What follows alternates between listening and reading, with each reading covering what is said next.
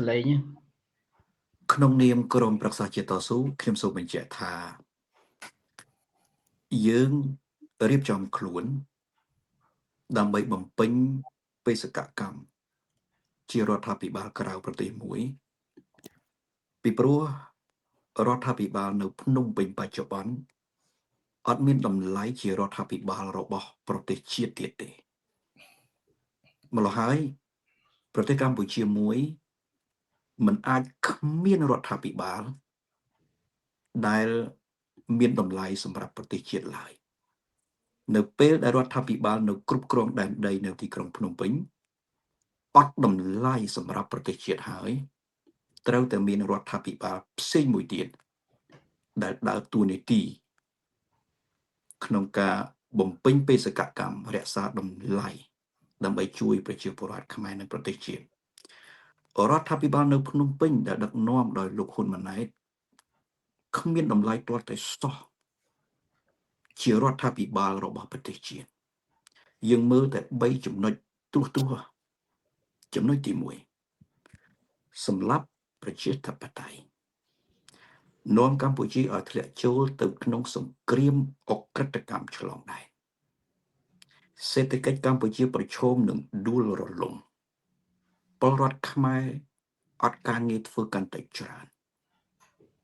អ្នកដែលចូលពីប្រទេសថៃទៅប្រទេសកម្ពុជាពលករខ្មែរជាង1លាននាក់អត់មានការងារធ្វើទេអាជីវករក្នុងប្រទេសទាំងតូចទាំងធំស្ទើរតែទាំងអស់ដួលរលំនៅអាជីវកម្មរបស់ខ្លួនផ្សារនានានៅកម្ពុជាស្ងាត់ដូចចោលរួចសេះស្ថានភាពនេះធ្វើឲ្យប្រជាពលរដ្ឋក្រីក្រលំបាកមែនទែនក្រីក្រលំបាកហើយវាន់ក៏ដោយបំណុលទៅទៀតមែនទែនទៅជាស្ថានភាពដ៏គួរឲ្យសង្វេគណាស់សម្រាប់ប្រជាពលរដ្ឋខ្មែរស្ថានភាពនេះអាចសង្គ្រោះបានទាល់តែស្ដារប្រជាធិបតេយ្យកម្ពុជាទាល់តែអនុវត្តតាមកិច្ចព្រមព្រៀងសន្តិភាពទីក្រុងប៉ារីសក៏ប៉ុន្តែរដ្ឋាភិបាលដែលដឹកនាំដោយលោកហ៊ុនម៉ាណែតនៅភ្នំពេញអត់ធ្វើទេហើយបន្តសម្រាប់ប្រជាធិបតេយ្យធ្វើឲ្យស្ថានភាពសេដ្ឋកិច្ចធ្លាក់ចុះប្រឈមនឹងវិបត្តិដួលរលំប្រជាពលរដ្ឋក្រីក្រឡើងក្រីក្រទៅម្ល៉េះហើយគឺប្រជាពលរដ្ឋខ្មែរនៅប្រទេសកម្ពុជាសប្តាហ៍ថ្ងៃអត់មានរដ្ឋាភិបាលដែលជួយពួកគាត់ទេគឺមានតែរដ្ឋាភិបាលនៅភ្នំពេញដែលនាំបញ្ហានិងវិបត្តិដល់ពួកគាត់ដូច្នេះរដ្ឋាភិបាលនឹងមិនមែនជារដ្ឋាភិបាលរបស់ប្រជាពលរដ្ឋខ្មែរឡើយប្រសិនបើជារដ្ឋាភិបាលរបស់ប្រជាពលរដ្ឋខ្មែរត្រូវស្ដាប់សំឡេងរបស់ប្រជាពលរដ្ឋខ្មែរដែលចង់ឲ្យស្ដារប្រជាធិបតេយ្យ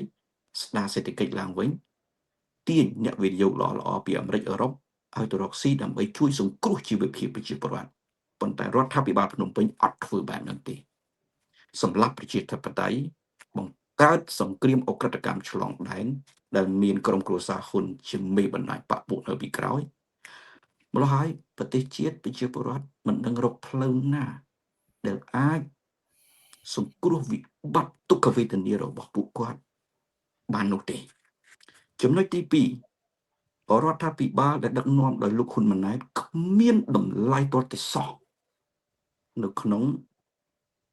ការធ្វើជាតំណាងរបស់ប្រជាពលរដ្ឋពីព្រោះអត់ការពារទឹកដីនៃប្រទេសកម្ពុជាអត់ប្រើកិច្ចព្រមព្រៀងសន្តិភាពទីក្រុងប៉ារីសអត់ប្តឹងទៅតុលាការយុតិធធម៌អន្តរជាតិហើយរកតែវិធីចរចាទ្វេភាគីកាត់ដីឲ្យបរទេសជិតខាងទី3រដ្ឋាភិបាលក្រុងភ្នំពេញបច្ចុប្បន្នមិនត្រឹមតែមិនគិតគូរអំពីទុក្ខវេទនារបស់ប្រជាពលរដ្ឋមិនត្រឹមតែមិនការពារទឹកដីជាតិទេក៏ប៉ុន្តែធ្វើអក្រិតកម្មប្រល័យពូជសាសន៍ខ្មែរត្រង់ណាការកែច្បាប់ដកសញ្ជាតិខ្មែរពីជនជាតិខ្មែរគឺជាអក្រិតកម្មប្រល័យពូជសាសន៍ខ្មែរពីព្រោះគេត្រៀមខ្លួនដកសញ្ជាតិពីជនជាតិខ្មែរទាំងអស់ដែលតស៊ូដើម្បីប្រជាធិបតេយ្យកាលណាត្រៀមខ្លួនកម្ចាត់មនុស្សមួយក្រុមតូចក៏ដោយក្រុមធំក៏ដោយហើយក្រុមអ្នកប្រជាធិបតេយ្យនៅប្រទេសកម្ពុជាធំជាងគេធំជាងក្រុមគណៈបកប្រជាជនកាន់អំណាចទៅទៀត ប្រងកំចាត់មនុស្សមួយក្រុមបែបនេះជាជនជាតិខ្មែរបានន័យថាគឺជាអំពើប្រឡាយពូជសាសន៍ខ្មែរដែលស្រឡាញ់ប្រជាធិបតេយ្យយើងគិតមើលទៅមើលរដ្ឋាភិបាលមួយដែលអត់គិតគូរពីទុក្ខវេទនាដ៏សង្វេគរបស់ប្រជាពលរដ្ឋមិនការពារទឹកដីហើយធ្វើអក្រិតកម្មប្រឡាយពូជសាសន៍លើខ្មែរដែលស្រឡាញ់ប្រជាធិបតេយ្យនិងសិទ្ធិមនុស្សទៅទៀតម្ល៉េះហើយរដ្ឋាភិបាលនឹងអត់តម្លៃតំណាងឲ្យជាតិកម្ពុជាទេកាលណារដ្ឋាភិបាលបែបនេះ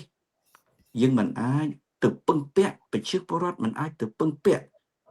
ដើម្បីជួយពលរដ្ឋ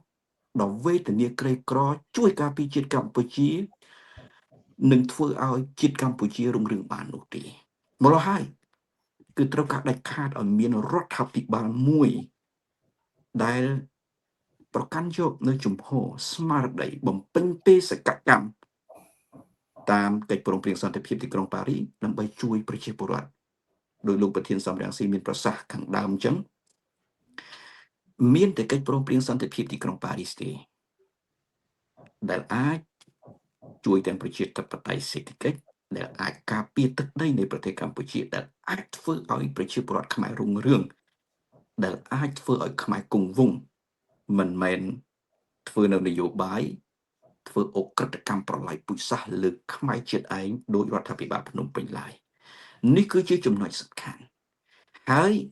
យើងរៀបចំខ្លួនដើម្បីឲ្យមានរដ្ឋាភិបាល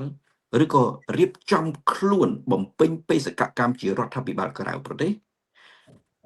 ក៏ជាសំណុំពររបស់ប្រជាពលរដ្ឋទូទាំងពិភពលោកយើងធ្វើតាមសំណុំពរ